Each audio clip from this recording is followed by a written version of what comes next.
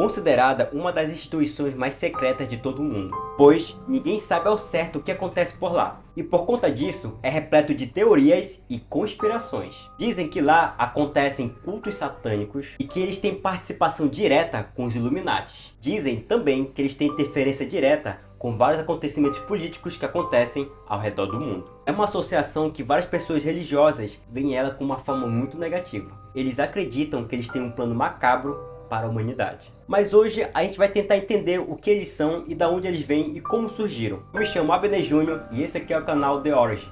E hoje eu vou falar para vocês a origem da maçonaria. Pelo fato da maçonaria ser discreta e nenhum membro poder falar o que acontece por lá, dificulta um pouco nossas pesquisas. Pesquisadores e historiadores divergem sobre muitas coisas que acontecem na maçonaria, como por exemplo, a sua origem. Vale ressaltar que a origem da maçonaria não é uma coisa certa, até porque tem pessoas que disseram que ela surgiu antes de Cristo, alguns dizem que ela é do tempo do rei Salomão, e tem pessoas até que dizem que ela surgiu lá na Torre de Babel. Mas aqui eu irei falar o que é mais ou menos um consenso entre historiadores e pesquisadores. A maçonaria é uma irmandade universal, possivelmente nascida, segundo alguns estudiosos, da união de trabalhadores que na Idade Média se dedicavam a edificar catedrais. Eles teriam instituído a sua própria associação, que se chamava Maçonaria Operativa. Nelas se reuniam trabalhadores medievais, como alfaiates, sapateiros, ferreiros, que guardavam suas técnicas em 7 chaves. Os pedreiros, em especial, viajavam muito por conta dos seus trabalhos e por isso tinham uma certa liberdade com o Estado e com a igreja, ou seja, eles não pagavam impostos. Também, eles não precisavam dar muita satisfação pelo seu senhor feudal. Esses construtores, eles iam em obra, fazendo seus serviços, daí serem chamados de pedreiros livres, ou seja, fremações ou franco-maçons. Pois, diferentemente dos outros profissionais desse ramo, eles tinham o poder de lapidar a pedra bruta. E estes obreiros começaram a ganhar cada vez mais visibilidade e importância do século XII até o século XIV. A princípio, esses pedreiros mantiveram uniões através de associações corporativas, conhecido como guildas. Não, eu tenho isso.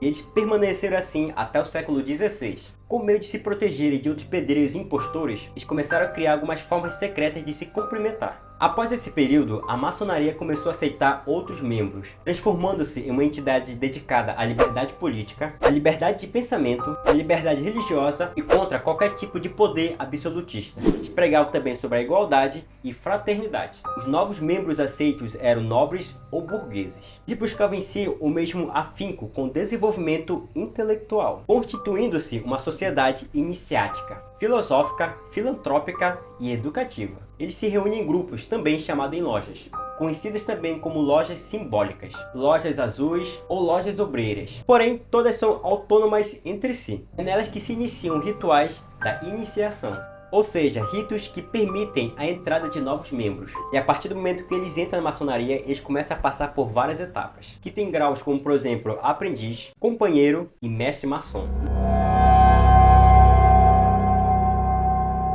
Os símbolos maçônicos não têm funções ritualísticas, ou seja, você nunca vai ver um maçom ou um grupo de maçons usando os símbolos de uma forma de adoração, e com isso já desmente muita coisa que as pessoas imaginam por aí. Na verdade, os símbolos eles têm uma função de fazer uma reflexão e transmitir alguma mensagem. E aqui eu vou falar para vocês os principais símbolos. Primeiro, o compasso, que desenha círculos perfeitos e representa a busca do homem pela perfeição. Segundo, a letra G. Gigantesca cabeça da minha. Essa letra G vem de Gods, ou seja, Deus.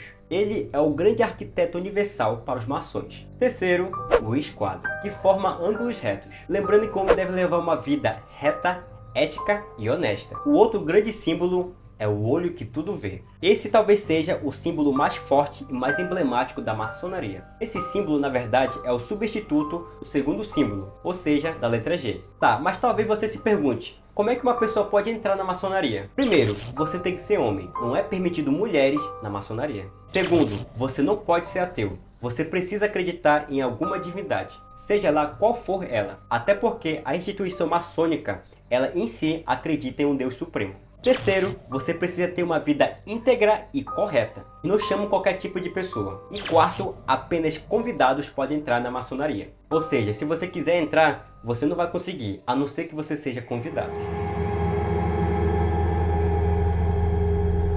Durante o Brasil Império, as ideias liberais começaram a chegar, seja por estrangeiros, livros ou qualquer tipo de publicação. Com o sentimento de revolta que surgiu durante esse período, facilitou pela propagação do liberalismo. Vale ressaltar que a maçonaria tem ideias muito liberais, como já falei para vocês. Em 1796, o naturalista Manuel Arruda Câmara fundou a Sociedade Secreta Aerópago de Itambé, que foi a primeira loja maçônica do Brasil, que fundiu as ideias libertárias contra a repressão colonial. Para vocês terem uma noção, a maçonaria teve participação direta na política brasileira, como por exemplo a proclamação da República. Mas não podemos também esquecer de Duque de Caxias, que foi muito importante para poder manter a unidade do Império, e ele também era maçom. A maçonaria no Brasil, ela tem influência nas classes liberais, tem influência também no jornalismo, nas forças armadas, o exército mais especificamente. O Grande Oriente do Brasil iria ter, a partir da metade do século XIX, a atuação marcante em várias campanhas sociais e políticas no Brasil, como por exemplo, a extinção da escravatura no Brasil, as campanhas republicanas,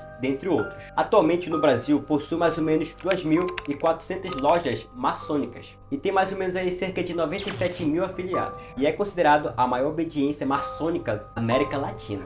Mas, se a gente está falando sobre a maçonaria, não podemos esquecer sobre as polêmicas que entornam sobre ela.